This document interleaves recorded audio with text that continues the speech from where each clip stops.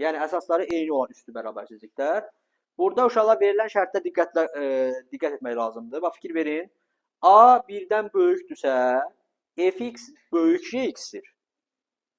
Amma A 0 ilə 1 arasındadırsa, işarə dəyişir. Fikir verin. Burada böyük olanda fx kiçik gx yazırıq. Fikir verin. Və yaxud ikinci halda a üzəri fx kiçikdir, a üzəri gx-dir. A 1-dən böyükdürsə, fx kiçik gx yazmışıq. Fikir verin. 0 ilə 1 arasında olanda isə işarə dəyişir. Fx böyük nə olur? Gx olur. İndi uşaqlar burada nümunə misallar var. Bunlara baxaq. Biz burada birinci əsasları eyniləşdirəcəyik. Yəni 7 üzəri 2x plus 1 böyük bərabərdir. Ruslan 49 nə deməkdir? Hayır, 7'nin kvadratı. İndi əsaslara eyniləşir. İndi baxırıq əsaslar 1-dən böyükdür mü Ruslan? Böyükdür. Onda işarə dəyişməyəcək. Yəni 2x plus 1 böyük bərabər 2 yazırıq. Burada nə alınır? 2x böyük bərabərdir. 2-dən 1 çıxırıq.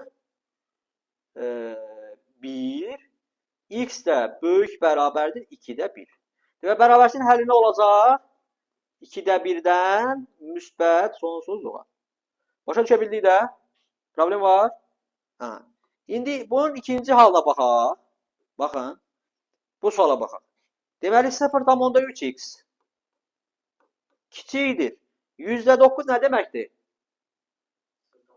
Ay sağ ol. 0,3'ün kvadratı.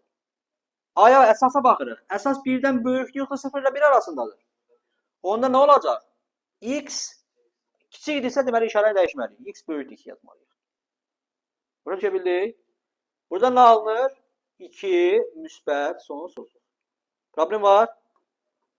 Hə. Bu suala baxaq. Deməli, nə edirik birinci burada? 2 üstü 2x. Bu bizə nə verir? 4 üzəri x verir. Elə deyil? Yəni 2 üzəri 2x'i biz belə yaza bilirik də. 2'nin kvadratı üstü x. 2'nin kvadratı nə verir bizə? 4 olur 4 üzəri x. İndi fikir verin bura. 4 üzəri x vurulsun 7 üzəri x. Böyük bərabərdir. 28'də 1. Düzdür? İndi baxın uşaqlar. 4 üzəri x'i 7 üzəri x'e vuranda nə alınır? 28 üzəri x alınır. Elə deyil? 28 üzəri x böyük bərabərdir. 28'də 1. Düzdürmü?